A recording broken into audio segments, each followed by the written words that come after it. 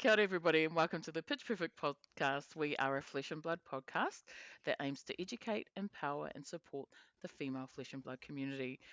We're your hosts today. I'm Melody, and this is Elaine. Say kia ora, Elaine. Hi.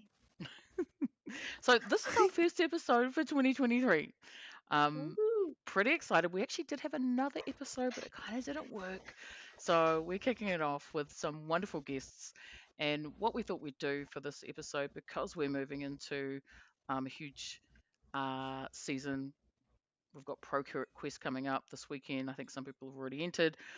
It's very competitive. We've got a competitive scene going on. So we wanted to talk to everyone about what to expect. Oh, that is very loud. When attending a large tournament, and if you're traveling alone, or if you're traveling as the only woman in your group. But also, for any of our non-female listeners, there are also going to be some great tips and tricks if you're also attending your first flesh and blood event. So stay tuned. Now, to discuss this today, we've brought on two wonderful ladies. We've got Tess Myers. Say hi, Tess. Hi. And we've also got Cindrah. And so we've. Say hi, Cindrah. Sorry, I'm moving, Hey. running ahead there. It's Kia ora. So welcome our wonderful guests. We've chosen Tess and Cindrah because they have different types of experience when it comes to events, and we think that we're going to get a broad range of, I guess, feedback and insight on what to expect. So, how are you guys doing today? Doing pretty good. Yeah, Glad to be home from work. yes. What about you, Cindrah? uh, I'm not bad. I've never done anything like this before, so I'm a little nervous, but pretty excited too. So it is really cool. It'll be I nice hope I and said that chill. loudly enough. I know there were some. No, no, no, Huh? you're all good. No, we're You're all good. Oh, okay. So I guess our first question off the bat is tell us a little bit about yourselves, and what we ask pretty much everyone is how you got into flesh and blood. So Tess, let's start with you. Yeah, so I'm an attorney by day and I'm a nerd by night and weekend. Um so my husband and I actually both got into Flesh and Blood back in 2020, Oh wow. when everything got shut down from COVID. So we had played other trading card games prior to that, but we're getting burnout from the constant rotations and product releases and, kind of the big reason most people switch to Flesh and Blood. And my husband heard about Flesh and Blood and he was like, I really think we should try out this new game.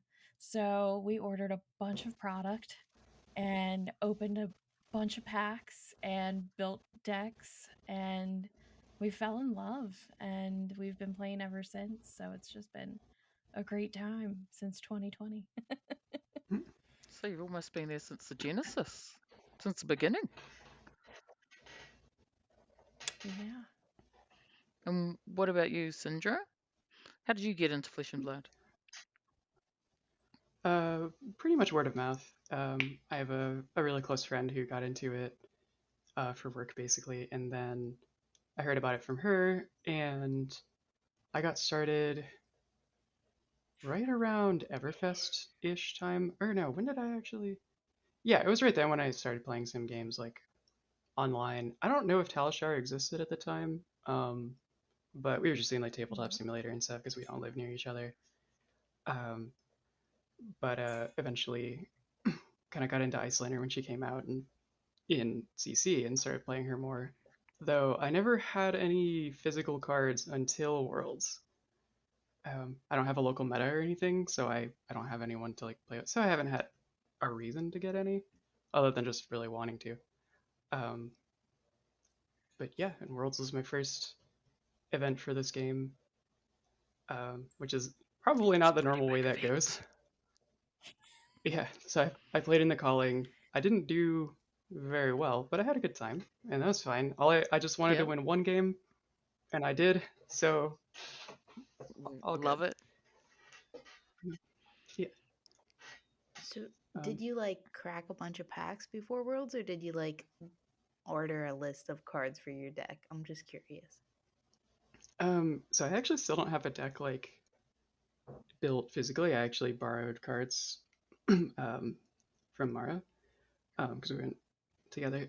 But so I had a deck to play there, so I was good to go. But I just didn't. I like while I was because a super huge card game event, it's kind of hard to escape without getting any cards, even if you don't intend to. But I bought some packs while we were there, so I ended up with a few things, and I'm kind of like as I've found the right pieces, starting to try to assemble the deck list that I've got. I'll have to order plenty of singles, I know, but it's nice to get started a little on the small stuff at least. Yeah, definitely. I mean, I was just curious because I am like a fiend when it comes packing cracks. I'm fully addicted. I love it. To But Oh packing yeah, anyway, cracks. we're gonna dig To cracking into bags. yeah. I I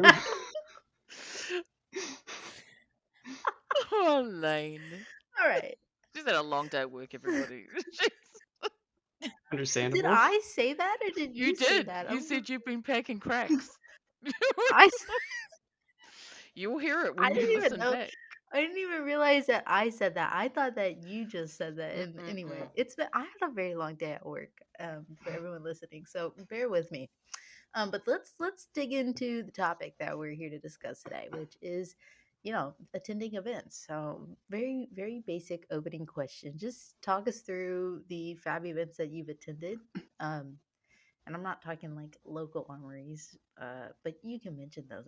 I don't need an exact number, but I'm just curious, like large scale, big competitive events. How many have you been to? I know that Cindrah, you said that Worlds was your first event, so I'm assuming that's the only one because it's the only one that most recent one we've had. Um, Yeah, but how about yourself, uh, Tessa? Um, I don't honestly know like number wise, but since we started in 2020, my actually first out competitive event was an RTN on Okay. the East Coast. So, I wasn't as big as Worlds, but it was pretty competitive. yeah. So I've been to like a bunch of, RTNs. I got to go to ProQuest in New Jersey. We went to nationals here in the US this year. Got to qualify for that. So it was really exciting. Cool. Um, Nice. so yeah, but like we just anytime we could get out and play especially last year, we ran the competitive gambit if we could on the East Coast. So it was really exciting. It was a lot of fun, but so I'm definitely way more than I can count on two hands. But definitely a bunch of competitive events. Yeah. Um, I'm the same way. I was like during ProQuest and Road to Nat seasons, I would like one time I went on Saturday. I played in an event in Alabama and then like drove all the way through to Texas and played an event on Sunday in Texas, like Holy just trying shit. to qualify. Like I'm a little bit of a maniac, and then I got to I don't know attend how both far that the is, but realm I'm events. assuming it's far. It's like, It's yeah, there's very a fun. state in between Well, them, and I mean I guess it's it like depends on what part of Texas it was in.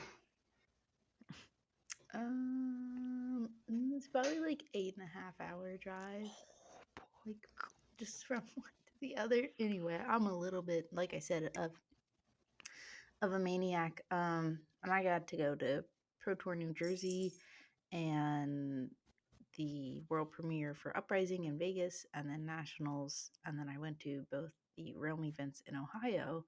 Um, but yeah, tons of road to Nats and ProQuest, which like honestly I didn't even think about. What Cinderella, have you been to any road to Nats or ProQuest?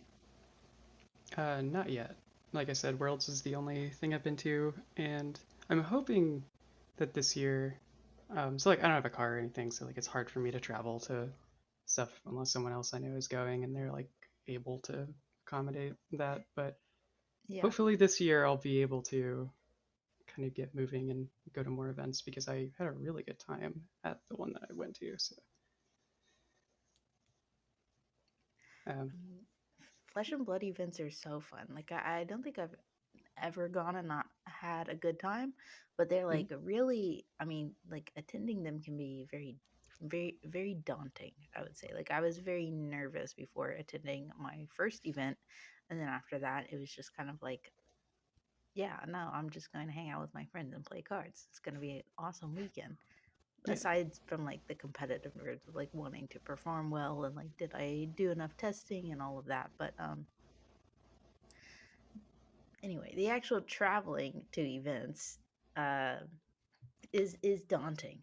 And we kind of want to dig into the differences between traveling with a group or by yourself and different perspective and advice that we can all provide on the scenarios between the there's four of us here, but Melody has yet to attend a big event. She's going to be going to her first one in the Calling New Zealand.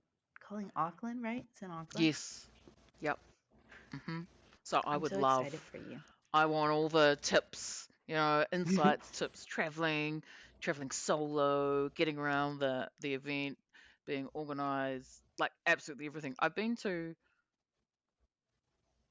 Road to Nats, but it's going to be nothing at all like the calling. Like that's a LGS full of people. This is going to be absolutely gigantosaurus. So, Yeah, it's gonna be big, and it's in New Zealand. I know a lot of people are looking forward to it. You'll have a lot of people traveling to the event. I'm sure. I'm really excited for you to experience it. But also, yeah, when we were writing this episode, I was just kind of like, Melody, what questions do you have? Like, it's like hard to think of like questions you might have once you've attended the event, and take yourself back to like the place that you were pre-attending events to think of questions. But Melody, I'm giving most of the credit to her for this episode. Anyway, oh, kick whatever. us off It with was a, some there's a questions, Melody. So you talked a little bit about like attending as a group, um, or attending, sorry, with a group, and maybe being the only woman in the group. Have either of you travelled as a group and been the only woman? Sindra, you would tag team, right, with Mara? That's my mum in the background. Yeah. Hi. Talking to the cat. Yeah, for Flesh and Blood, I haven't had that experience. I actually have I traveled for other games and been the only. I haven't actually traveled a lot for other games to be honest. But I mean, I've been the only woman in gaming communities before, and that hmm definitely has its own fun things that come with it, as we all Oh, know, we're I'm going to dig sure. into that. The fun things. And the Oh things yeah, to look out for. And what about you, lots of Tess? fun. I've seen pics of you, like with, it looks like you're LGS or at events. Yeah. So, yeah, we always travel in a big group.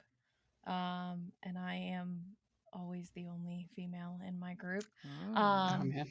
but I'm the only like Represent. wife slash girlfriend slash significant other who plays. a So wag. it's They call usually them a always just wag, me. wives and Uh, girlfriends. Oh my god. okay. I've Well, I don't know if never they call heard them that. that. I've Oh, okay, never maybe okay. either. Wags, all right. A wag. That's the first I'm time gonna I've heard use that that too. now. I'm sure I'm gonna hear that now, and it's Yeah. gonna be one of those things like I hear all the time. Right, it's gonna pop up everywhere. Right. Like maybe I've heard it and I just didn't know what it was. A wag. Yeah. I've always been the wag too. We're wags. Okay. We should get t-shirts. Oh Um, man. so yeah, no, we go in a huge group and it's not I mean, it's definitely a bunch of group that plays at, probably my local LGS, but there's a few LGSs we go to regularly for armories and stuff because luckily for us, we're in an area where there's quite a few like bunched together that are all pretty close and easy to get to. So it's kind of one big community that travels to all of them, which is really nice because all the LGSs made sure they weren't on the same day. So, Yeah. we Yeah. could space them out. But we like some of us will travel down together, but we know then the other ones are there, so we'll meet up for dinner and things like that. So but our main group, we have been deemed the York crew, so that's kind of our thing when we go around. Um, we're known, but It's all for the good. most part, though, most people now just know us as like the Bearish crew and stuff because my husband and his brother with their business, and we're always rocking the Bearish shirts. But yeah, so it's a lot of I personally love going in the big group and being with everybody. I think it makes it a lot more exciting when you're all together. But I think the closest thing we've had going alone is to nationals. My husband and I went, just the two of us, Mhm. because we were the two that qualified and most of our group stayed back. So that was probably the closest thing I have to going alone, but I've never actually attended alone. I um for Pro Tour New Jersey, I went with, so technically my team was there, but I was like the only female on my team, and so I had a significant other at the time who was also on my team, but he wasn't going to New Jersey.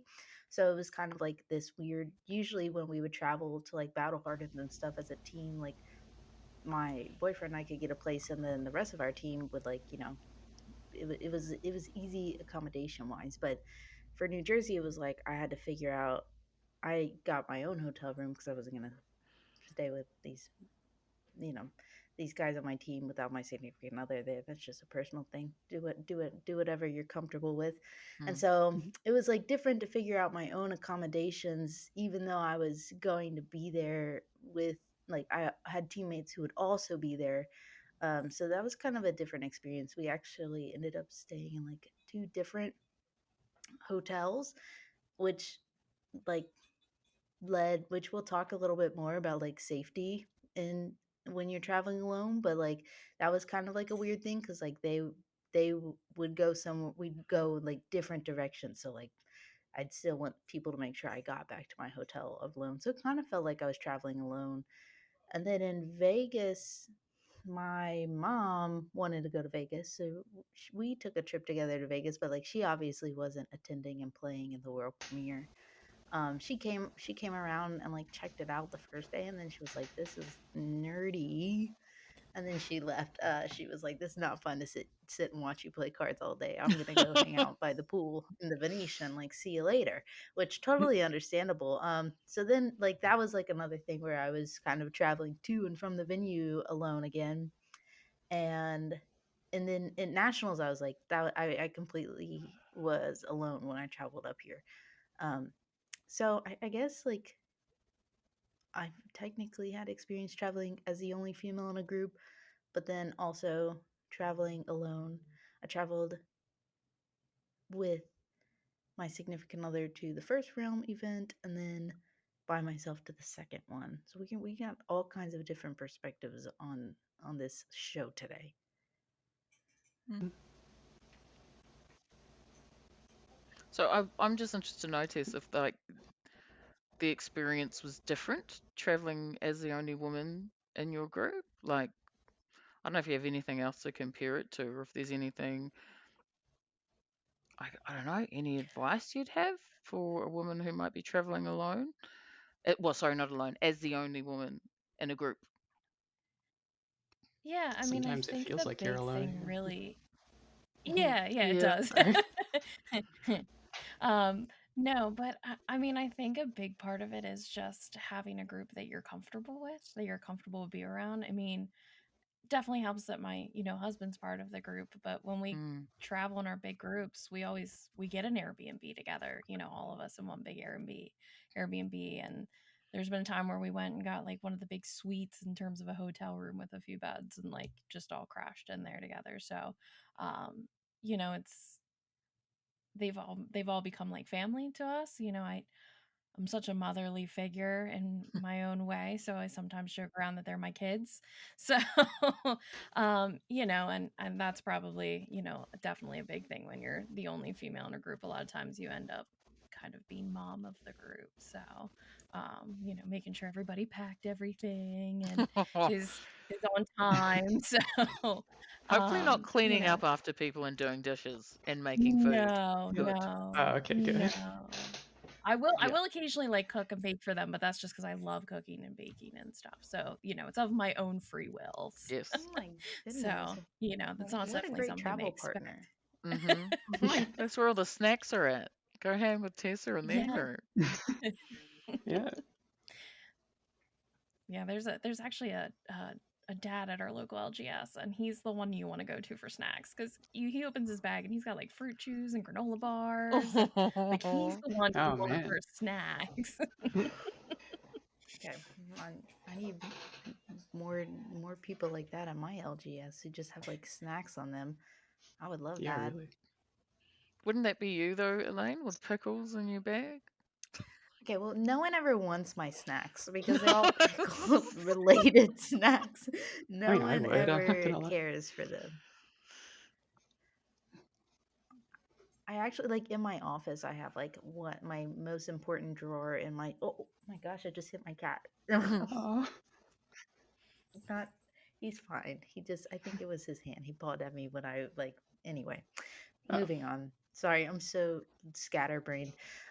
I have like a snack drawer in my office. People come, but then to like look in snacks, and it's like wasabi peas and like pickled flavored almonds, and there are Pickled Reese's in flavored there. almonds?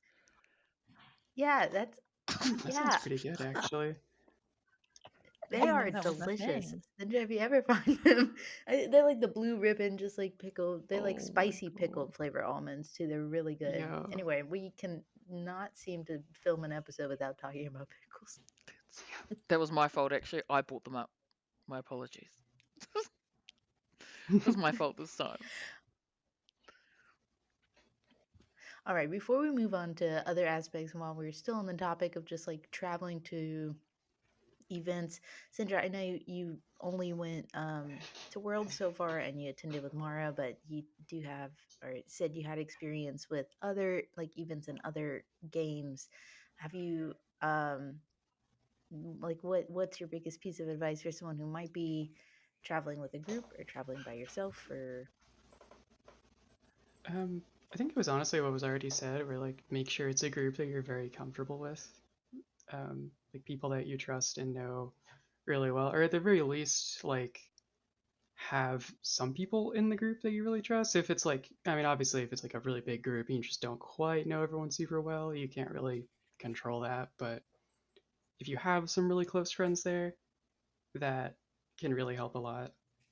Um, I guess like, so I don't know if this counts because the experience is very different. So pre-transition, I went to a few different conventions, and most of the people I traveled with would be guys, and we were in like just after high school, so it'd be like, yeah, like 8 of us can cram into a hotel room and not wake up with our skeletons screaming at us by sleeping on the floor or something, and um, like that was fine. But like I said, no one pre-transition, so no one knew I was a woman. So any like experience I would have had related to that, I guess probably didn't really come up.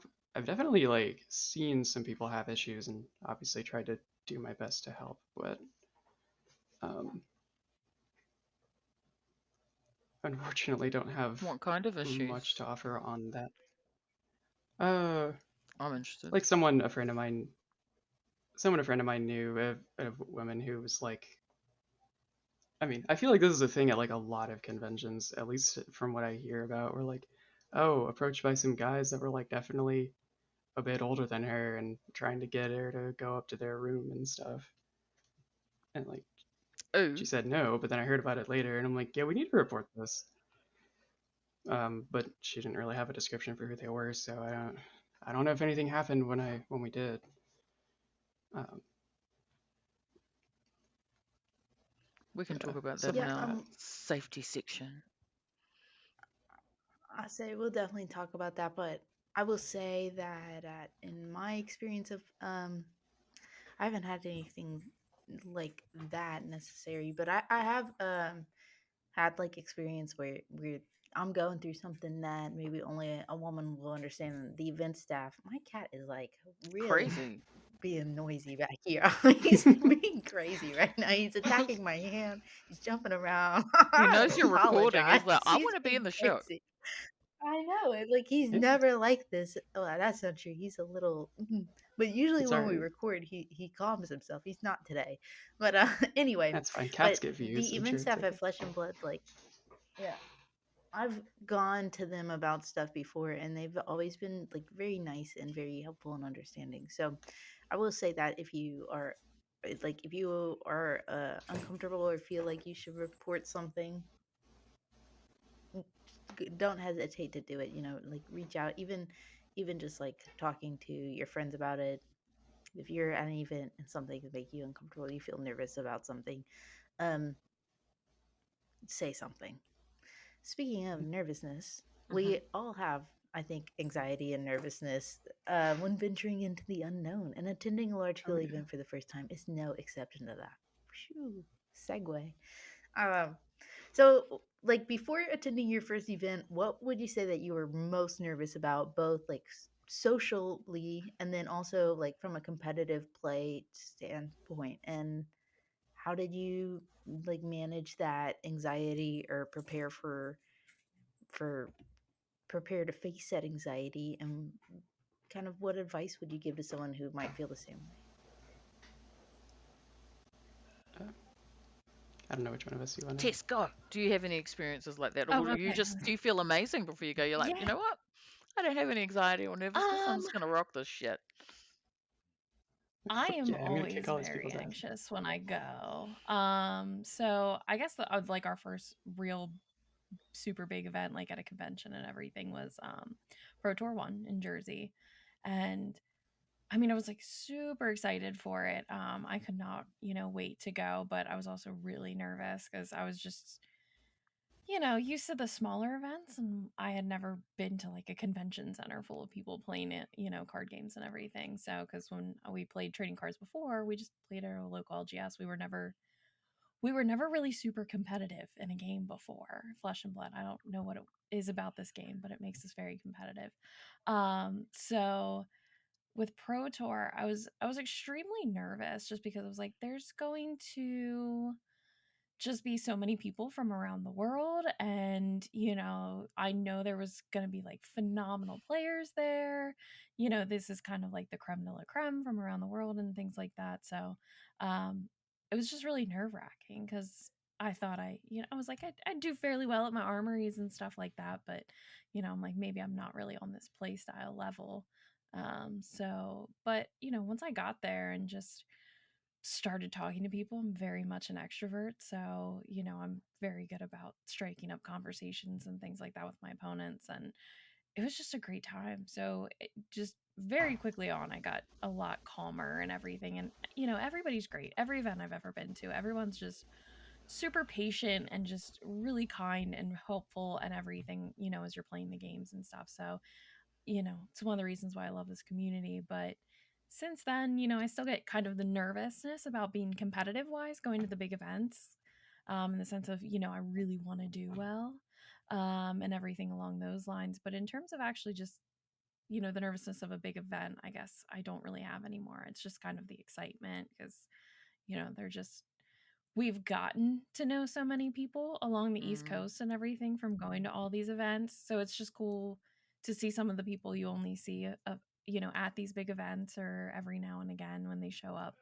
to the RTNs or things like that. So it's really exciting now to get to meet the new friends we've made and stuff like that along the way. Yeah, I will say I feel the exact same way, pretty much about like everything that you said. Going to New Jersey, I'm very introverted, and that was like really a stressful experience for me. I wasn't gonna have my like significant other there who kind of introduced me to the game and was like walking me through events and like how events work up until that point. Um, and I like was very involved in Flesh and Blood Twitter, and it was kind. I had like this anxiety of like, oh, there's all these people that I interact with on Twitter a lot. Like, what if it's not? What if it's like weird once we're in person, or like they don't actually like want to hang out with me once they're in person? They're gonna want to hang out with like the people that they're there with, and I'm there alone, and like I want to hang. I want to find groups to hang out with, you know. But like that, once I got there, that wasn't an issue at all. Everyone just kind of seemed like so excited to be, like you said, like the creme de la creme like event. Like everyone was just excited to like be able to meet each other in person. That anxiety kind of went away immediately. And then you meet someone, you have like I would meet people on like Saturday, and it was like, oh, I meet them at the beginning of the day and play a match against them and have like really good conversation, and then see them in line to like sign up for a side event later, like see them in line at the concession stand later, and then you're talking to them, you're like, how the rest of your matches go, you know? It like the room just felt smaller and smaller as the weekend went on, um in the sense that like more and more people. And so then going to the other events, like you were just kind of excited to like see everyone. um and competitively, yeah, I still get worked up about myself. But how about you, Cinderella, for attending Worlds for the first time? Like that, if right after Pro Tour New Jersey, I would say was like the creme de la creme event. Like, because I mean, it's Worlds. It was the first time ever Yeah. doing that. Everyone really coming together. How was that for you? Um, that was wild, honestly. I didn't really know exactly what to expect going into it. But something that was really cool was that the Flesh and Blood community, compared to other gaming communities I've been in and am still in, seems really connected. At least on like the content creator side. Well, at least that's the side of it I was exposed to. But like everyone kind of seemed to already know each other. So I'm like Mara's like pulling me through the event space, like and kind of introducing me to like all these people that like she knows that all know each other. Like everyone seems to kind of it's almost like it was an LGS where everyone knows each other already, but just scaled up really big. Like that's what it felt like. It was really cool. Um, and I never really feel like I've had that feeling in another game, at least not at like an event like that. So I think it was a really good experience for me, honestly. I was nervous going into it about, I mean, travel, just normal travel nervousness. At least I think that's normal. Um, we're like, okay, I'm going a really long way. Like a lot of things could potentially go wrong. Don't want to lose anything. Um, things like that. And then like, gonna be in a place I don't recognize. But everything ended up being really good. Uh, oh, and then yeah, competitively, the nervousness too. I'm like, okay, this is my first time playing in person ever, and my first time playing against people that I don't know. So I'm like, okay, I'm really worried that like I'm gonna do something wrong and like break the rules of the game in this like big ass calling event, and my opponent's gonna get mad at me or think I'm cheating or something, or I'm gonna take too long to figure out what I'm doing and we're gonna go to time and it'll be awful. Um, Oh no! but yeah, everything actually went great though. None of that ended up happening. It ended well. I probably did do things wrong a few times, but everyone was pretty understanding. Um, so yeah, definitely nervous about a lot of things, but it turned out great. So I will probably be less so for future events, which I hope I can make it to soon. I don't know what it'll be, but I want to try to get to something. Yeah, I love that. I love like the analogy you use of it felt like an LGS, just like really big, because I Yeah, couldn't put I couldn't I don't think I could put that any more perfect. That is exactly what it feels like. It feels like I'm going to my LGS down the road, but yeah, extended to the entire world of Flesh and Blood. hmm, I also just like uh think it's crazy that the Worlds was your first time not only like going to an event but also like playing in person, which you've mentioned a few times. But I just wanted to yeah, like emphasize that because wow, like that's a really big feat to take on, especially when you're just like playing against.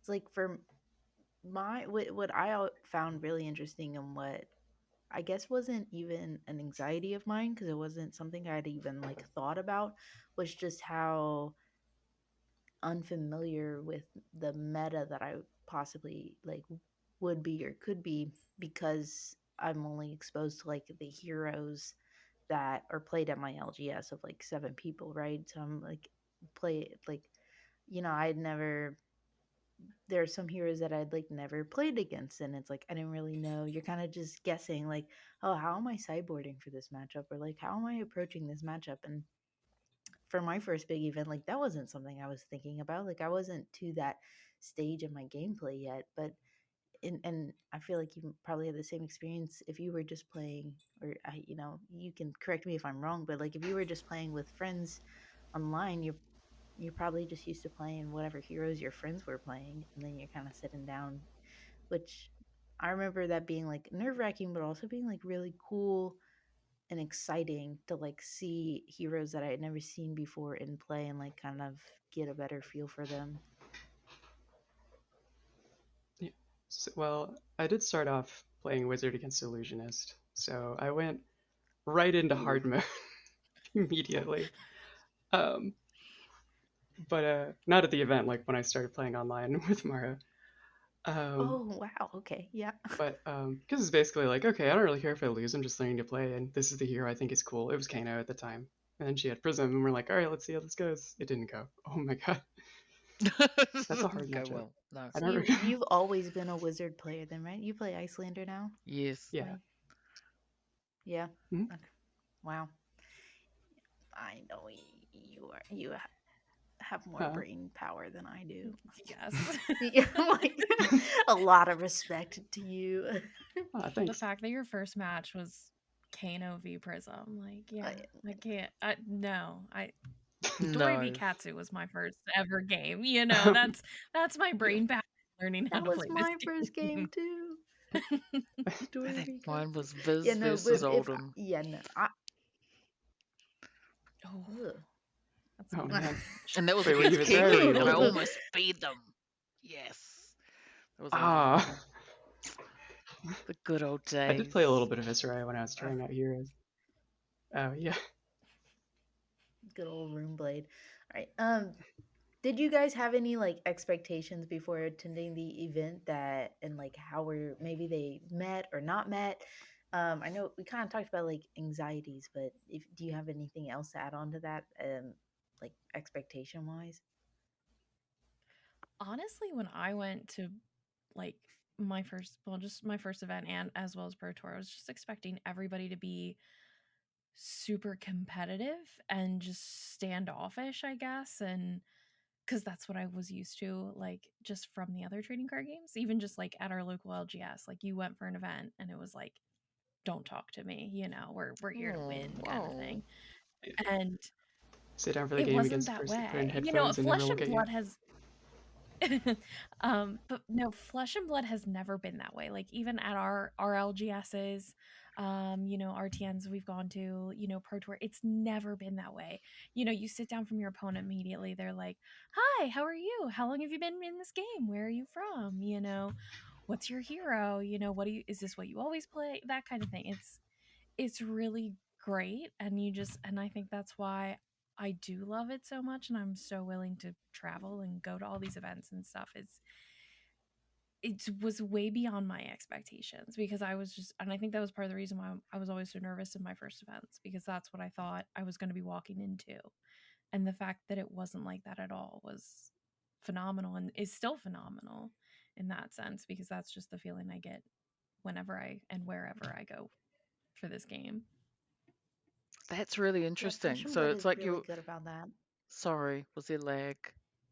There's No, lag. go. I was going to say that it's interesting that the expectations that you had, Tessa, were based on your other experiences in other TCGs, right? So, Yeah. but it's totally different in Flesh and Blood, and that is coming through loud and clear, I think, in this corridor, this discussion that we're having, and how important the community and the people are to making or helping us to feel comfortable when we're attending these events, whether it's the people we're traveling with, or the opponents that we're playing, or the people that are just at the event. Um, People are a big part of um, I guess, making us feel comfortable and I guess accepted when we're attending these kinds of events. That's what I'm hearing. Would that be sort of your guys' views? All three of you, because you've all attended big events. Yeah. Yeah. Oh, Um, sorry. Go ahead, Sindra. I definitely feel like that's been the case with Flesh and Blood. And I have had similar experiences to Tessa with other games where like everyone's just kind of there to do their thing and like win and not really socialize. I mean, there's a bit, but like not a lot, not nearly as much as it was with Flesh and Blood and my small amount of experience so far. But and then it does feel like the event staff and the other people there are like um, I guess considerate to other people's needs. I noticed that like the staff was like really diverse too, which really helped Mm. helped me at least be comfortable. Things like that. Or, Yeah, the staff is great. And one thing I've yeah, noticed, which I'm sure you've also noticed, Tessa, like as you go from event to event, most of the staff like you see the staff again. And so then it's like you're not only getting to know the players that you're seeing over and over again at these big events, but you're seeing the same staff and the same judges, and everyone is just really great. And that makes it, that helps feel a lot smaller too. But yeah, I agree with both of you guys, what y'all are saying about you guys. It's like not normal for me to say y'all. I don't know where that came from. I thought that was I agree interesting. I with was like, both of y'all y'all? about like, yeah, yeah. I never like I'm from the very South Louisiana. I don't know that I've ever said you guys before. Anyway, y'all. Uh, I heard one of my friends, I thought they kind of put it in an interesting way one time where we were just kind of talking about this, like what makes the flesh and blood? Like, is it because the community is so new that everyone's just like really excited to be a part of it and like bring new players on? And so then everyone's just nice. But they said like compared to other TCGs that they had played, like sometimes they're like flesh and blood itself in its nature. The way the game works, the way priority is just constantly being passed like back and forth requires like it requires like a lot of communication between the players, right? It requires like both of you kind of declaring what you're doing, Mm, um, and like there's just like naturally the game has a lot of interaction, so it kind of like just they were that's an saying that they interesting think it like point. fosters, yeah, like it just Mm, kind of Yeah. naturally fosters this like environment of communication and just like talking to each other because you kind of mm, have to do that when you play. And it's just it's a little bit more like interactive. What the other person is doing matters to what you're doing a little bit more than it does in other TCGs, which I Yeah. thought was pretty interesting. mm. And I could probably spend a whole episode talking about it, but we don't have time for that. So we're gonna move on to talking about player etiquette, which we kind of just spent a little bit talking about, and just but also how to deal with maybe uncomfortable situations at events. But first, let's just say, what is your biggest piece of advice for being a good opponent and having good player etiquette? Cinderella, let's start with you this time. All right. Sorry if there's any background noise coming from the other room. There's a dog in there who is loud. Um, You're good. but We are all Sorry, we over the got place cats and today. dogs today. oh yeah, We're all good. Yeah. And my mum in the background, yeah. so we're great. The world conspires against us. Yes. Um, so being a good opponent, I know at least like what I try to do is just be generally considerate, open, um, and pretty much like uh, Elaine was saying, the game kind of gets people to do anyway is like very attentive to the fact that there's another person across from you and not just like I use the example and I hope I'm not like making anyone mad here, but I've run into people elsewhere where it's like they don't even want to like interact with you at all while playing the game and they like put headphones in and never even look up at you. And I get it if that just helps you focus or something, but like at least say hi, damn. Um, Yeah. I've but never I didn't run experienced into that that world style. before. Which is, you played Magic? No. I I'll say was going to not say, in that's flesh and blood, so and you can't rude. do that in flesh and blood. That's what I'm Yeah, saying. Like you can't do that in flesh and blood. Like in other No. card games, it's kind of like you're throwing down cards, doing your things, trying to make a bigger number than them. Like this, like your life is kind of going back and forth. It's a little different. But anyway, yeah. sorry, Sindra, continue. Oh, it's Sorry, okay. Sandra. I'm just like, I do think you're right about what? that. That was Yeah, no, it's a thing. It's really common from what I've seen in a lot of games. I think you're right though about like how the game causes that, and I don't know if that was deliberate, but it might have been with like what like the name is supposed to mean and stuff. But yeah, because you're like both people are kind of active all the time. Um, what was I gonna say? Oh, right. And then I guess like a thing to avoid. I mean, this is just kind of good life advice, but like if you get tilted or salty, try not to like take it out on your opponent. Um, like when people Don't lose your across shit. the table from you start getting really mad and like slamming their hands and stuff, it can be pretty uncomfortable, especially if you have anxiety. Like, Mm. yeah, Yeah, I like don't think any of throwing you a are gonna do fit. that, Oof. but everyone else listening, don't do that. Yeah, no, don't be a Even just dick. kind of like saying like comments like, "Oh." like you only won because like I had bad draws. Like it's stuff Uh, as simple as that. Just like don't do it. Like Mm. if yeah, you want to rant to yourself about that or to your friends later, sure, but like maybe sure, but like don't do it to your opponent. Definitely not, because it undermines their gameplay and makes them feel bad about themselves, and it's just not very nice. So. yeah. mm, It's also not entirely true in a game where pitch stacking exists. Mm. Exactly. It's just, yeah, like I said, it just undermines like the game as a whole, and like their skill. Like and like you said, it's just not true. Yeah, There's a lot of stuff that goes on, and you kind of have to play to your outs and keep that in mind. yeah, All right, Tessa. Yeah, no, I mean, I totally agree. My whole thing is don't be mad at your opponent for losing because I mean, sure they won, but it's not really their fault.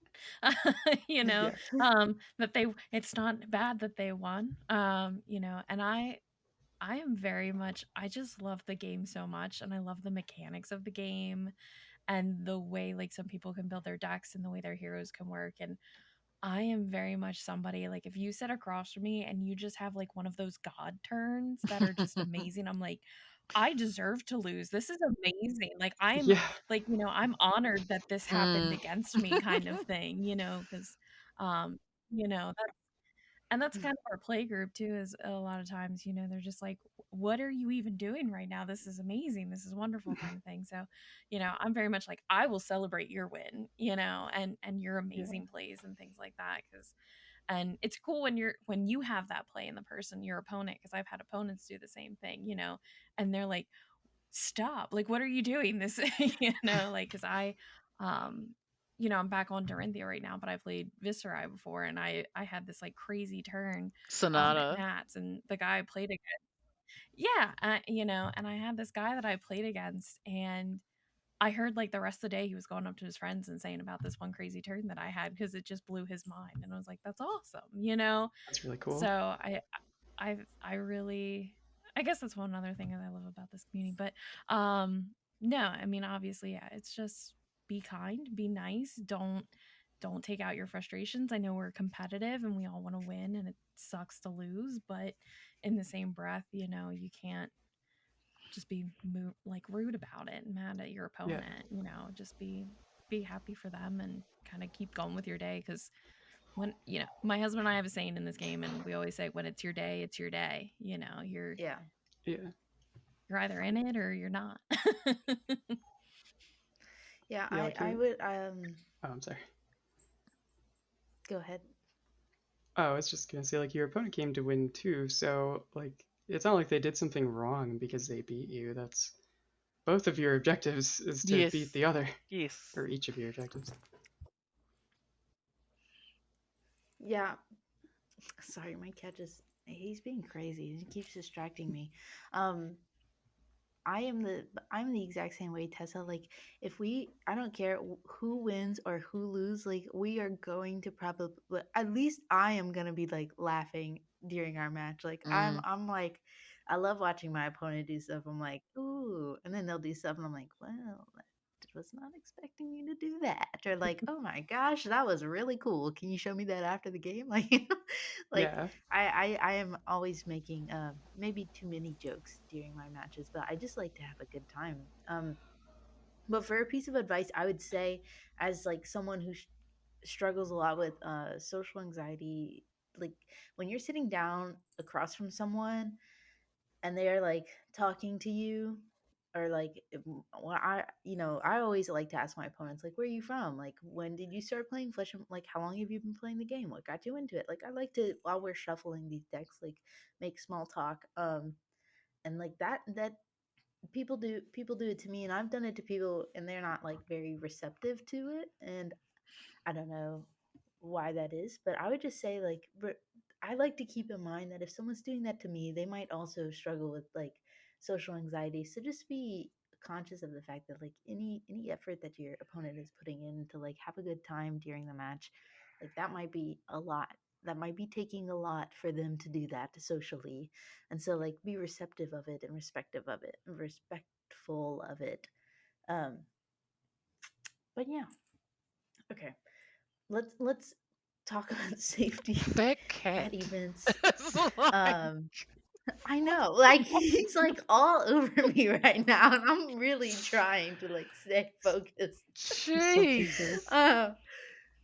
All right, let's talk about safety at events. As we know, these large scale events like nationals and like worlds and pro tours, um, they require travel for most people. Sometimes you're lucky enough where it lands right in your city and you get to stay at home and drive to the venue every day. But for the majority of the people who go, this is like a weekend trip. It's not just going up to your armory every day. It's even bigger for most people than like ProQuest or Road to Nationals, like, so that means that attending these events goes beyond just like sitting at a venue for all day and playing cards. You gotta go out and eat. You gotta go to your hotel. You gotta go to your Airbnb. People like to do things. They like to hang out. Um, Sometimes people arrive a few days before or leave a few days after, make a trip out of it. So that being said, solo like traveling to these events with a group or solo, safety is very important.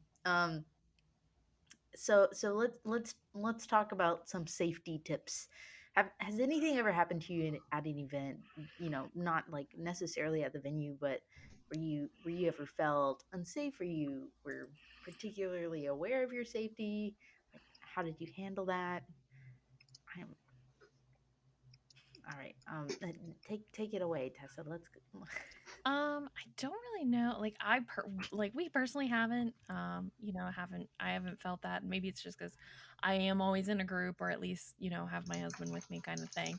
Um, and so I don't really ever feel like unsafe or anything. Or have had the experience. I do know, like I had a friend who I went out to Worlds. I know their car was broken into out there. So I know that was a big thing at Worlds. Was a lot of Yep. people apparently had like their cars broken into, like their rental cars and Oh, stuff jeez. Ooh, outside the venue. So, and I've definitely seen about at some big events, people having their things like stolen and stuff like that. So, I mean, personally, for at least for me, like that's what I'm always watching is my bag, and always got my Yeah, eyes out. Um, but so I think just in general, like no matter what, that's kind of a thing is being aware of your surroundings, I guess. But and keeping your eye on your stuff. But yeah, personally, I haven't necessarily had any issues with safety for myself or felt unsafe.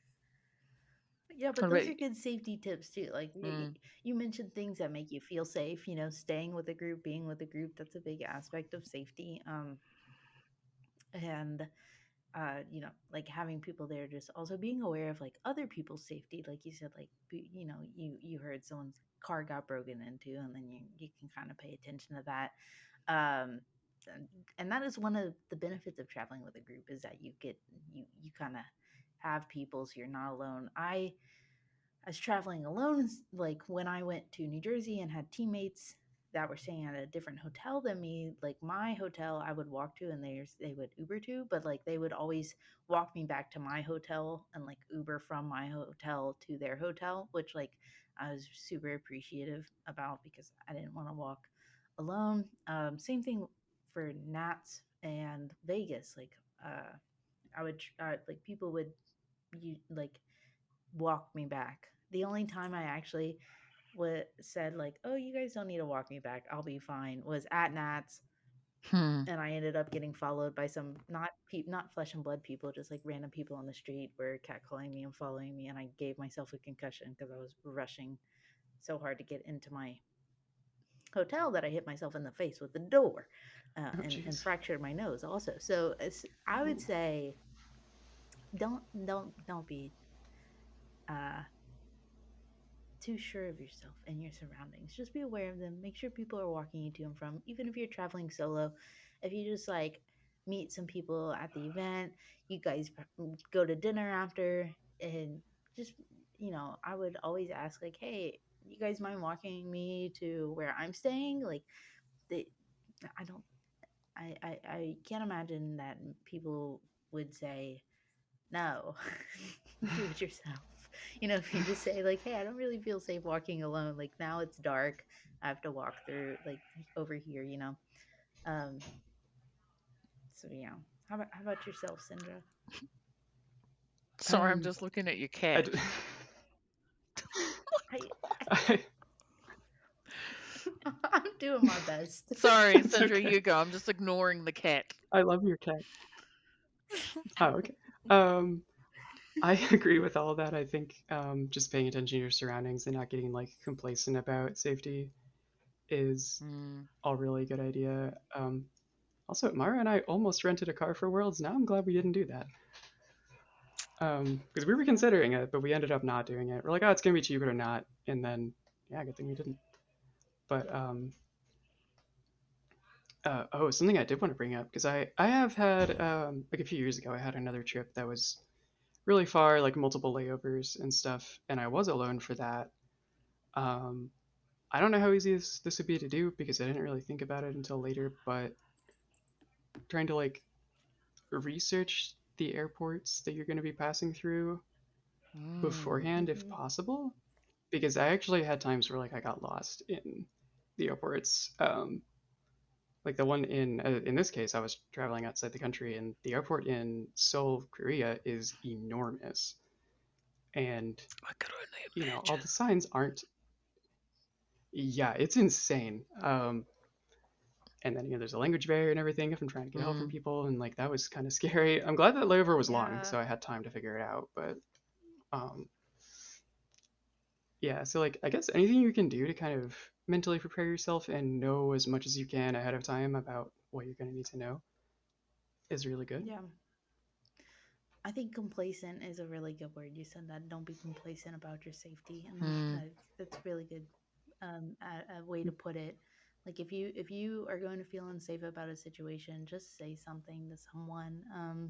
I've even like I don't like getting Ubers alone, and uh, I know people who are going to be at the event. People know that I'm coming to the event, that I'll be Ubering alone, and they're like, "Hey, like send me like when you get in your like let me know when you get in your Uber if even if it makes you feel comfortable about being in an Uber, like send me the name of your driver and like the car you're in, like and just keep me updated." And it's like that's something that people have done to me for me when traveling to events. That's like really I really appreciate that.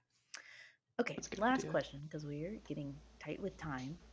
Oh, What do you pack in your bag to take to the event? Five or Yes. list off a few must-haves. I have a lot of must-haves. Like, I actually made wrote down my list Oh of my things gosh, that you I came put in my prepared. oh, Great. nice. bag.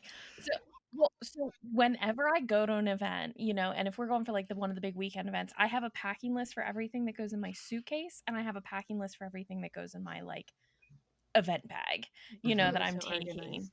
So, because otherwise I'll forget. I mean, like, my brain's always going a mile a minute, but, like, it's just water and snacks are an absolute must. Hmm. For me, like sleeves, like extra sleeves, penny sleeves, top loaders, things like that are huge because if you pull a huge card, I know at Nats, Mm. somebody pulled an alpha heart out of a alpha box. They opened an Yeah, alpha box I at was Nats. there. Somebody pulled a heart. Nobody had any sleeves. And I just Yeah. happened to be nearby and I'm like, I got some penny sleeves and a top loader, so they were Nice. able to sleeve it up immediately. But and like your extra deck sleeves in case like you get judge calls, extra pens, like Oh, square what on pads. extra deck sleeves? Hmm. Sorry, one moment. For judge calls, what is that? You can So get. yeah, if they like look a lot of times like if a judge like does a deck check, they'll check to see like for marked sleeves. And sometimes if Oh. like you've got a sleeve that's got a really hard like bend or mark in it or some like dirt on it and things, Hmm.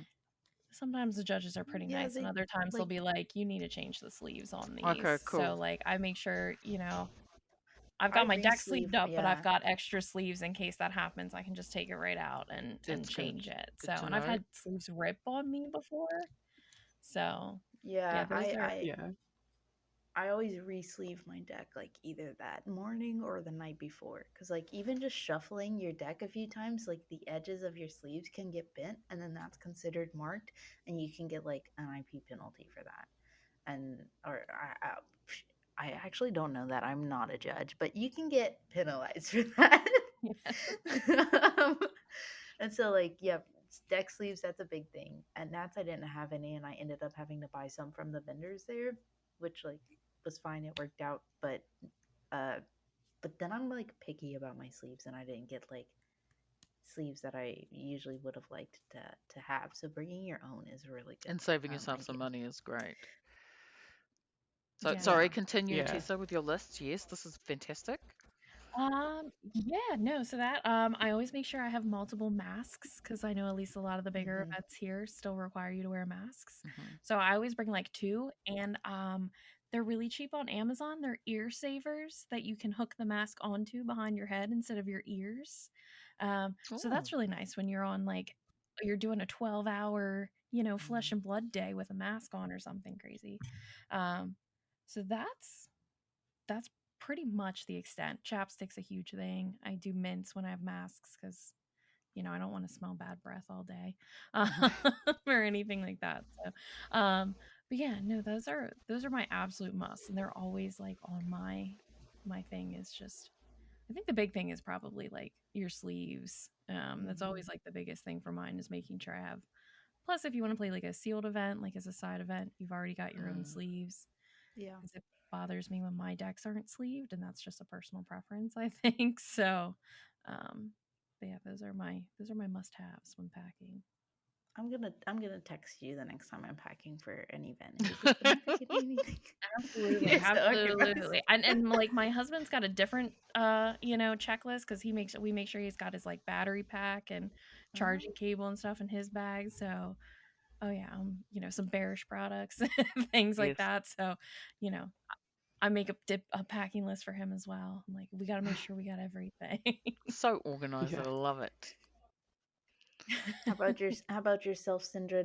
What did you pack in your bag? Was there I'm also kind of curious, like, as Worlds being your only event, like, was there something that you were like, "Oh, I wish I had this in my bag," that you didn't have?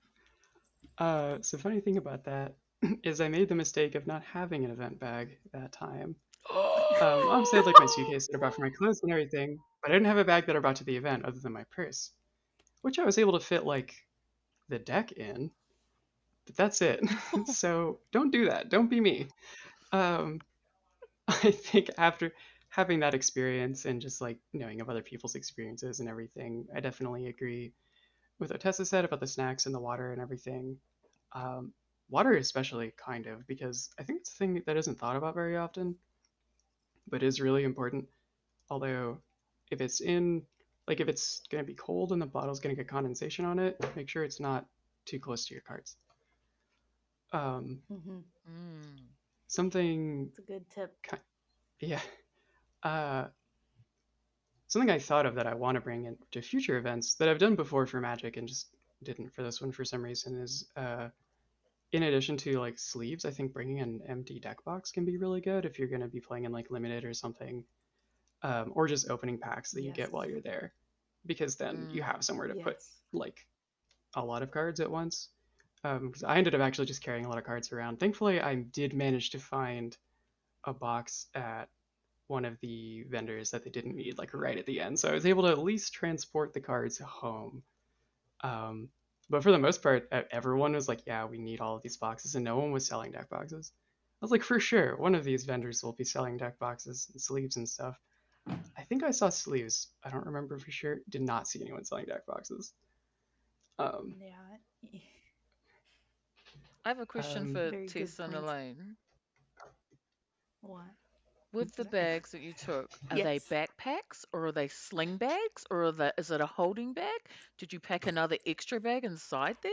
Like, oh, okay, backpack. Oh, My Tessa's Yeah, I got was gonna backpack. his. say I'm like looking for mine. Hold on, let's My get backpack. to my bags here. I need to Cinder, see. you brought back like two memories out of the depths of my brain when you were oh, talking. really? Um, the first one, my first like RTN that I Yeah. went. Oh, sorry. Yeah, I Let's was see gonna say. your bag. So, I mean, for like the really big events, we've got like these nice big backpacks. It's Oh nice and So big. they've got wow. like two pockets, tons of room. Ooh. For Nice. smaller events, um, I have like almost like a saddlebag kind of thing to just to like Mhm. put Cute. over and like I can have at my side for smaller events where I don't maybe like need as much stuff.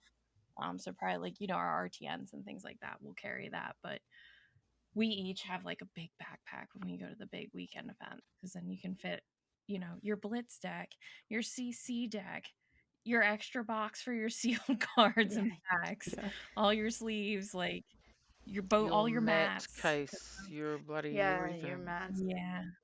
I because always I'm have like CC Blitz Commoner and like sometimes a UPF deck on me. Like I bring like every format to these events, and like lately Clash. I've been bringing like a Clash deck. So yeah, the big backpack is necessary. But mine I just bring to like this. I bring to like my weekly armory, and I don't even open it half the time. Um, I don't know why. It's just Do you it guys just take accumulates flesh and trades? blood Like stuff. this is now we're getting down to minute detail. Do you take trades or like no? Is that just extra bulk in your bag because you don't really have time to trade anything?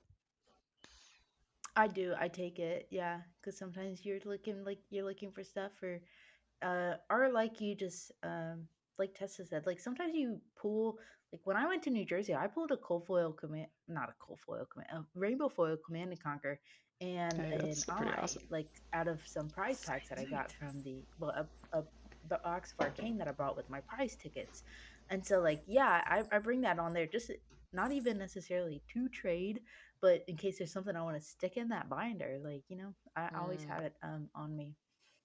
Yeah, we take our trade binder too with us when we go because yeah, you never know, and two, it's nice because like when there's artists there, if we have cards we want signed, we put them in the Hmm. binder as Mm. well, so Yeah. that we have when we want Yeah. the artist to sign. So yeah, we take our trade binder as well. Yes. Yeah. When um, oh Go ahead. um, I definitely did that for Magic. Even like you said, bringing your bag for weekly armories and stuff. I ended up doing that when, especially while I was in college. So like I'd be like after class going to the LGS, I had a bag with me anyway, so I just kind of stored all my Magic stuff in the same bag as my skill stuff. And like pretty much always had trades and several decks with me. Um, but oh, and as far as worlds goes, Mara, if you're watching, I apologize for your shoulders, and I promise I'll have a bag next time. But So clearly Mara was carrying all your Like, stuff. yeah, She's I the didn't have a real lot of it, but MVP. like, yeah, she is. She was also great to travel with because she has a lot of experience with it. But yeah, we came away with like a lot of extra playmats, and those things get heavy when you have a bunch of them. Mm. Um, that was definitely a thing. Yeah, apparently I for say Flesh and yeah. Blood events, make sure there's extra playmat room because you get a lot. Make sure yeah. Like my and like people like Jim from Fab TCG Cards gifted me a playmat like when I met him in New Jersey, and like Cool. the community is like really great, and sometimes people will also just like give you stuff, or someone will be selling something, you'll see something you want, Yeah. like just bring have extra room. That's Cindrah. I said earlier that when you were talking, you like pulled two memories out the depths of my brain, and like the first one you said that you didn't bring a bag at all. And when I went to the only RTN I attended, the first RTN go around of 2022, I was like in New York, and I was going to New York, and I was like, oh my gosh, there's an RTN that I want to go to. I'll be able to go to it. Like I was planning on going to it. So I grabbed my Dex box, I threw it in my suitcase, and I went. And then when I got there, I was like, oh, it's like a 20-minute walk through the streets of New York, and I have no bag to put this deck box in. So I like put like dice. I had just like dice and cards in my pockets. I like showed them. I was like Oh, pulling them out, jeez. and everyone was like, "Who is this girl?" I'm like, "What is she doing? Like, what? You don't have a deck box or anything?" Anyway, it was a mess. So definitely bring a bag. And then an extra deck box is a great thing. 'Cause like I said, like you get prize packs, people give you extra stuff. Sometimes you play sealed events, and like that was I didn't bring one to New Jersey, and I brought one to every event since. Because in New Jersey, I had like all kinds of um, crazy stuff with me. All right, we're gonna quickly wrap it up with listener questions and listener advice. Melody, do you need to hop off for this section? Are you good? I'm just having a look through all of our. I'm so sorry. It sucks. I'm actually having to go back to work. Um, there's No. a lot of listener advice. There's some really cool stuff. I am going to have to tap out, I think, so you guys can carry on for as long as you like. I'm so sorry to go early, but thank you very much for your insight. I actually want to dig in way deeper because it's the little details to me. It's like, okay, because even Elaine, you're like, your ex was taking you through what to expect in an event, like formats and stuff. I have no idea. Maps, like planning. Like, I've learnt heaps from this, but I think there's more. So you guys might get some DMs from me asking more questions. Um, so yeah, so thank you very Yes. much, and have a great rest of your night. I think it's evening for everybody. It's evening. Mm-hmm. Yeah. Yes. Oh, I do Okay, have cool. two things before All you right. go I because I don't want to am. forget. What's that? W- uh, wear comfortable shoes and know where the Yes. bathrooms are before you need them Yes. because both of those Are they situations well suck. like I can tell you from signposted? experience. Well, at this Or one, is the it venue different for wasn't each event? actually like basically everyone that went to Worlds Come. Yeah, I think it's just gonna be venue dependent more than it is like Yeah. flesh and blood dependent. This one was weird. It was in this like semi-permanent, I think, tent thing. Oh I don't actually yes, the know. It was like a tent. tent looking like building-esque deal that didn't have bathrooms built Yeah. in. I think there were some like porta potty things outside. I don't know. I just went to the bathroom when we went to eat that time, but like, yeah, knowing where the bathrooms are before you need them is essential in a big place. Anyway, I didn't mean to hold you up All with that. I right. just wanted to like say that No, because I no, no. knew I That's was gonna okay. I forget. will. I will watch the end of the our episode once we polish it. So thank you. Bye. Have a good day, Bye. Bye. Melody. All right, we're gonna move on to some listener questions. We have a few of them, and then we're gonna do this listener advice segment. And yeah, so our first listener question comes from Mara, who we love so much on this pod, Blackwing Studio. She says, "What are your aspirations in Flesh and Blood? What would you like to accomplish this year or in the next few years?" We can go ahead start with you, Cindrah. Oh, that one I'm not entirely sure on.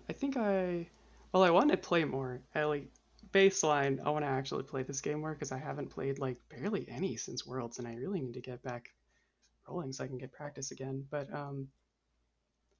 I don't know like if I'll ever be at a place where I'm like really high level competitive, but I want to be like where I can confidently go to larger events, I guess, and feel like I have like a decent chance of doing well. Um, Yeah, definitely. this kind of thing. Maybe get into more formats too. How about yourself, Tessa?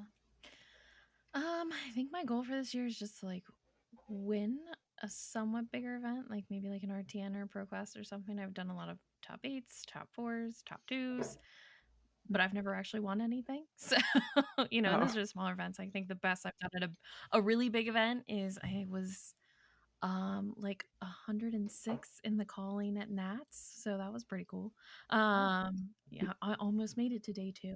oh, So I think that's probably like the best I've done in like a bigger event, but I think just making it either like 2 day 2 at a calling or something like that, or at an RTN or ProQuest, just being able to win one would be really nice. yeah. I think I'm on this. I think I'm on the same page as you. You know, I've won a lot of armories and, and like top aided road to Nats, not not in yeah in ProQuest, but to win one would be really cool. And today too, a calling would be really cool. At the Battle Hard in Dallas, I finished like 16th.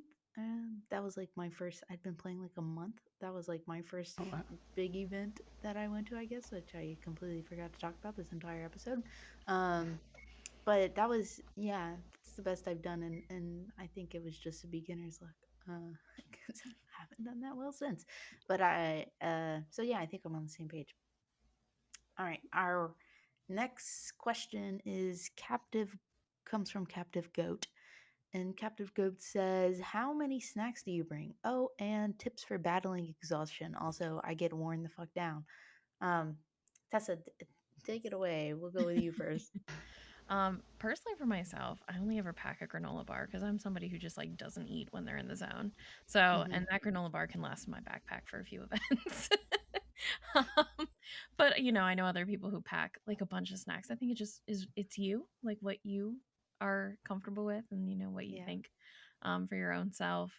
But in terms of getting worn down, I think I don't know because I've definitely gotten tired by the end of the day. I'm like, I am really glad that was like the last round of the day.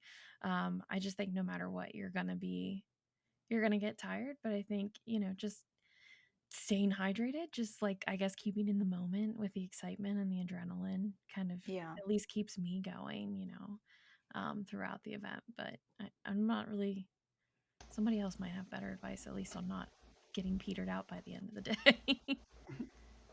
Um, s- I would say just like no, no, like you said it with snacks. You said it just depends on you. But I'd honestly say like kind of the same thing about battling exhaustion. Just kind of like no, no, be in tune. Pay attention to your body. Like definitely, like I get exhausted at the end of the day too, and I am someone who's not very nice when I'm exhausted. And as as someone who also struggles with social anxiety, like these events take a lot out of me to go to, and so like people like to go out to dinner and like hang out and stuff, and sometimes I'm very willing and happy and excited to do that, and sometimes I'm like, I know myself, I know I want to be alone in my hotel room for the rest of the night and like do nothing and watch TLC or Food Network or Discovery Channel, and like so just like no, like you know be in tune with yourself and enjoy the event as much as you can. Most of the time during the day, kind of like the adrenaline uh, powers me through, staying hydrated, eating snacks if you feel like that's going to give you energy. Um, Eat snacks that give you energy, and yeah, and just kind of like knowing if you need to take a step back and like rest yourself and like just don't overexhaust yourself. I would say. How about you, Sandra? Um, I think, yeah, I'd probably say about the same thing. Definitely, like snacks that give you energy is a really good point to bring up because it's pretty easy to bring snacks that don't give you energy. Um, though, yeah, I think the amount is kind of subjective. Have something though because paying for event snacks is a lot of money. Um, Yeah. what else was I gonna?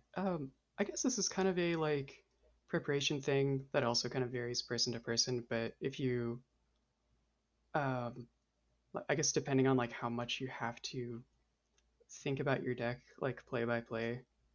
Like if it's a deck you're like you don't have a lot of practice with, or is like really complex. Doing that several times over and over again for a whole day can like really knock you out. I and it does it to me too. Or if it's even like it's weird, right? Because like you'd think it's like I'm just sitting here playing a card game. This shouldn't be tiring, but then like you can get mentally exhausted like really easily, and then there's Yeah. and you kind of don't notice it's coming as easily. At least I don't. I don't know about anyone else. So there's like I guess trying to get to a point where like you're really familiar with whatever you're playing, like you don't have so you can kind of minimize what you have to think about. Obviously, like if you audibled and switched to something really recently, there might not be a chance, but if you get the chance, it's good to take it. No, I feel that my friend who plays Kano at the end of every day is like, I played 7 Kano matches today. I don't think you understand how tired I am. And I'm like, yeah, no, I can't. I played Briar. I slapped down cards and went no blocks all day. Like still still exhausting, but not Kano level exhausting. Yeah. Our next question comes from Greg Darth Prentice, and he says, "What are we kind of already talked about this, but just if you have anything maybe you didn't mention before, just throw it out there. What are must-bring items that you have in your bag that other people might not have in their bag? Do you have anything particularly stick out to you on your list, Tessa? I would just go back to sleeves. Like that just seems to be what it was. Like I said, Yeah, and I mean a lot of people have like extra. They'll bring like the extra deck sleeves or just sleeves in general. But I do think like just having your like penny sleeves or your top loaders because you sometimes you never do know what you're gonna pull out of something, like whether it be a prize pack or a sealed event, and you maybe want a little bit more protection on it than just like your regular, like deck sleeve or whatever. Whatever. So that's always, my big thing is making sure I have those, and at least as a female, like scrunchies and hair ties are Yeah. huge. My other Yeah, that's like cool. big thing, because if you got long hair or something, by the end of the day you're like, this is going back. Yeah. Like, I'm done trying to look pretty for the day. Yeah, yeah. How about you, Cindrah? Anything? Not really anything more, I don't think. Probably about the same stuff. At least when it comes to like the event itself. I mean, everything else is like all the same stuff you would pack if you're going anywhere else, I suppose. Make sure you Right. have every clothing item you need, your phone charger, and things like that. Yeah. Oh, Um, phone charger. That's a good one. yeah, actually bringing that to the Um, event might not be a bad idea either. yeah. The charger, I mean, not the extra I clothes. right. Just, just making sure that your phone is charged. That goes back to safety. Yeah. Um, I would say like a few things for me come to mind as like a cosplayer. Like I always have safety pins on me, like glue, Hmm. safety pins Yeah. and like glue. Like if you guys ever want to be at an event in cosplay and your cosplay starts falling apart on you, come find me because my bag is 20,000 pounds full of like extra. Well, I also have comfy clothes and like hairbrushes for my wigs and like all kinds of other like safety pins, sewing kits, glue, just crazy stuff that most people don't have in their bag. And then but also I feel like I've started carrying around extra null rune just because sometimes people are writing out their list and like you're not gonna forget your tunic or your grasp of the Arc Knight or your crown of Dominion. Like you're gonna forget those no rune gloves. And like that's happened to me multiple times where my friends are sleeving up their deck or like writing their deck list and they're like, I didn't bring the no rune gloves because like who thinks to bring your no rune gloves? It's not. It's like your That's a good sideboard, point. those little like sideboard equipments that like you aren't really thinking about or aren't playing daily. Like I've started carrying around like little extra like no runes if I have them and bring them and be like, oh, I have an extra, you can borrow it, you know. I hadn't thought about Next that. question, Thanks. Moonside Man from Moonside Man or Adam D says, what is the thought process behind your playmat selection? Sindra, you can go first. You have a playmat selection thought process. How do you pick out a playmat? Hmm. I. That's actually a good question. For Flesh and Blood so far, I actually only have two. I have the paper collective one that the Pitch Perfect paper collective one with the Strong Women of Wraith one. I think that's my favorite that I have. The close contender is the Regicide one that's signed from Worlds. Um, but like, so there's not like a big thought process. I just whichever one of those two I feel like using. When it was Yeah. Magic beforehand, it would usually be like if I didn't have one that was kind of all purpose, I would prefer something that matched like the kind of deck I was playing. Um, and I'll probably do the same thing as I move forward with like and end up with more playmats with Flesh and Blood, even if it's not like specifically that character or something like something in the right color scheme and things like that.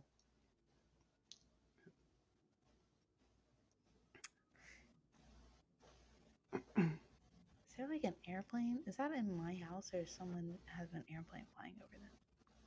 I do Not not. sure. I don't hear it. So I don't either. I guess that's at my house. There's like an airplane. Anyway, that Is was there an really airplane in loud. your house? How about yourself, Tess? How do you pick out a playmat? um I definitely match my playmats to my decks. Okay. So I have a glint playmat that is my pride and joy, and so whenever I play Dorinthia or Kasai, I'm running my glint playmat. When I'm running Viscerai, I have a Swarming Gloomvale playmat. Um, so I've actually started to retire the glint playmat because it's starting to fray on the sides. So I have like a Crucible of War playmat that I've been playing just because it still matches the aesthetic of my Dorinthia deck. So I'm very, we have a mountain of playmats over here. So no matter kind of what I play, like I played Briar for a bit and I had, a nice Tales of Aria playmat that I use for that as well. So yeah, I'm definitely somebody, I like to get the aesthetic of my deck. And if I have something that either matches a card or my hero or just like the color scheme of my sleeves. That's what I'm running, because I do the same thing with my dice. My dice match my deck. So I'm very much like it all has to match and look, together kind of thing. Yeah. So that's how I pick my mats. I am the same way. I have like a billion playmats, and half the time I'm like, where did these even come from? Like, how did I accumulate so many playmats? Like, I just don't. They just keep appearing, and I'm like, all right, yeah, I'll always take more. um and Yeah. I love them all, and I like to pick them out according to my hero, unless it's like a new one that I just got, or like one that somehow for some reason I think is lucky. Sometimes I'll just be like in the mood to play that. And then I like to match my sleeves to it also, and everything is nice. All right, the last question is from Pendragon. How do you not lose your mental after a round one tournament loss? I think this is a really good question. Tessa, take it away. So I always really think about it, and I'm bad because I probably think about it in the sense of like, how's Jem gonna treat this round one loss? Because I Hmm. know sometimes it can be devastating if you have a round one loss, but sometimes it's beneficial because then you get paired against other people who had round one losses, so you might get a better chance winning round two and getting in a better place to get yourself up farther. So I kind of at least put that in my mind. But again, really, it's back to that saying that, we have of when it's your day kind of thing.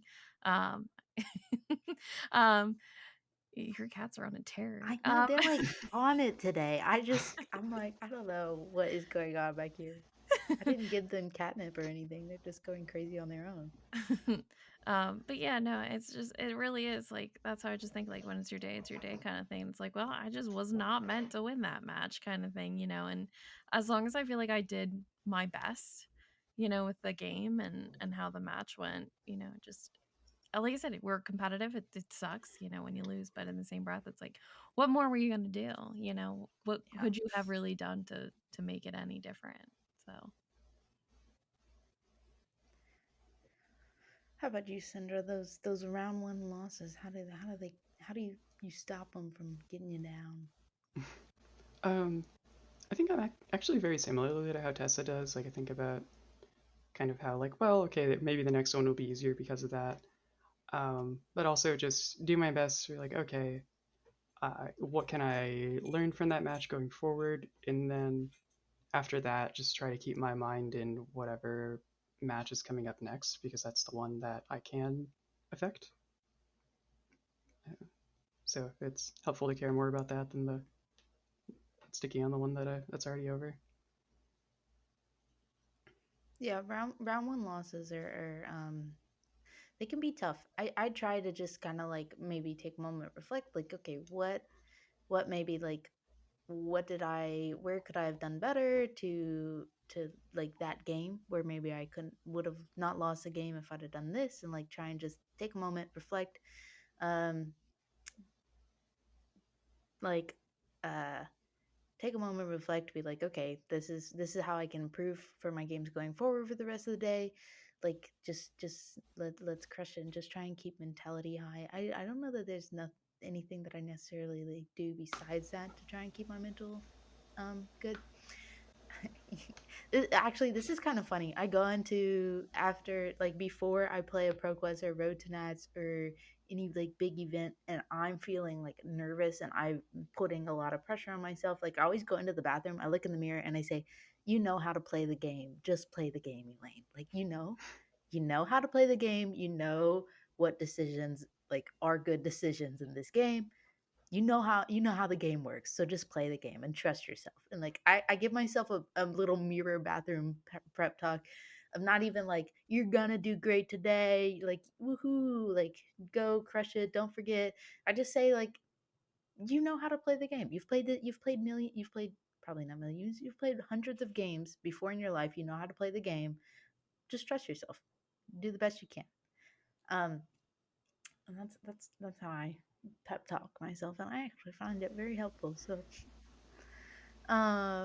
we're I'll have gonna to give that a do a try. little listener advice segment this show because there's three of us who have attended events here before, but we can only offer so much. Sometimes there's things we forget. So we reached out to the female community in Flesh and Blood to bring us more little pieces of advice to our listeners to wrap up the show. Um, so I'm just gonna read them. Our first one comes from Zeno Leaner, which is Georgia. We love Georgia. Georgia says, I've found packing a bag of nuts really helps, especially as you usually have to time lunch in between games, which is true and sometimes very difficult. I have my own little Yeah. ritual for the nerves, but another thing I found is focusing on having fun first before winning. Winning is great, but if you're not having fun, then what's the point of playing in the first place? Which 100%. I could Yeah. not agree more. And then Amy kind of followed this up, and Amy Chu said, agreed on snacks. If you're pregnant, bring lots of snacks. LOL. Uh, it was kind of funny. Mercat left a piece of advice as well. They said there's usually no waiting for the bathrooms, which is great, but keep in mind that sometimes, depending on the venue, bathrooms are set up ad hoc and thus are not always well equipped for people with periods. So don't forget your own supplies. If you or a stranger might need them, pack a friend as well. Also, take advantage of breaks in play to go out and get some fresh air. I found that doing some deep breathing outside between rounds can be helpful for calming nerves. It's tempting to always meet up with your friends and talk, but don't forget to take some time alone as well to just breathe. Yeah, I've actually done that like maybe once or twice if I feel myself getting overwhelmed, but probably doing it just more regularly as a preventative measure is a really good idea. Um, Leah Kia says, I've never been to a Fab event yet, but I have been to other TCG regionals and large scale things, and I think I would have had a significantly worse time if I didn't have a group of friends, mostly women, that I was going with. They were a really helpful way to keep me grounded in between rounds, like with little questions like how'd you do? Um, which is really nice when people are interested in your gameplay and like you can kind of talk through rounds together. And then Lynette, Fabled Hero in Z, says, I usually check who's attending on our local chat. We meet up at the venue and catch up during the day. I also have a great traveling buddy that we work together. So on the day, we can enjoy our games. Makes for a good support network. And I think we can all agree on that, as we touched on, just like being comfortable with the people you're with is a really good idea. But also, yeah, Yeah. Lynette brought up a good point of just sending out. Most people have like a local Discord, so send out a message, see who's going, see if there's anyone you can tag along with. Everyone in Flesh and Blood is very nice in my experience. So yeah, and Yeah. that is our episode for today. So before we wrap things up, we ask our guests one question, just kind of to get a sense of our listeners. Um, is there any topics or content that you would like to see on Pitch Perfect in the future? If you don't have an answer, that's okay. But either of you wanna test? Do you have anything? I was really thinking about it, and I don't know if I do because you guys are covering like a lot of different areas. Like you've kind of done it all. So, and it seems like you're going to keep doing it all. So, um, I'm just going to trust you with the process. Yeah. You're doing a great job. And I was like, I'm just looking, I was like, I don't think there's anything that they're missing so far that I want to see that I haven't seen. Well, I appreciate it. What about you, Cindrah? Anything? I actually thought of something during this that when you brought it up, it could be cool to talk about cosplay in the Flesh and Blood community, especially cosplay as a woman, because I think that's a very different experience than otherwise in any community. Um, Yeah. I don't know if you've done an episode on that already and I just missed it, or I'm not good at keeping up on shows and things. No, we haven't, which is really interesting because it's also never like that's not a topic we've ever thought about doing, and you would think it's would be because I do cosplay, but Yeah. yeah, that's the sometimes it's hard to. This is why we ask the question because sometimes it's hard to like think of things that like it's things that seem like it would be simple to think of. Yeah. All right, so thank you. And thank you both so much for coming on the show and just talking with us and giving advice to our listeners and the wonderful people who play Flesh and Blood about attending events. We covered a lot of ground today, I think, and so I hope this is helpful to some people. And so, yeah, thank you guys for coming on.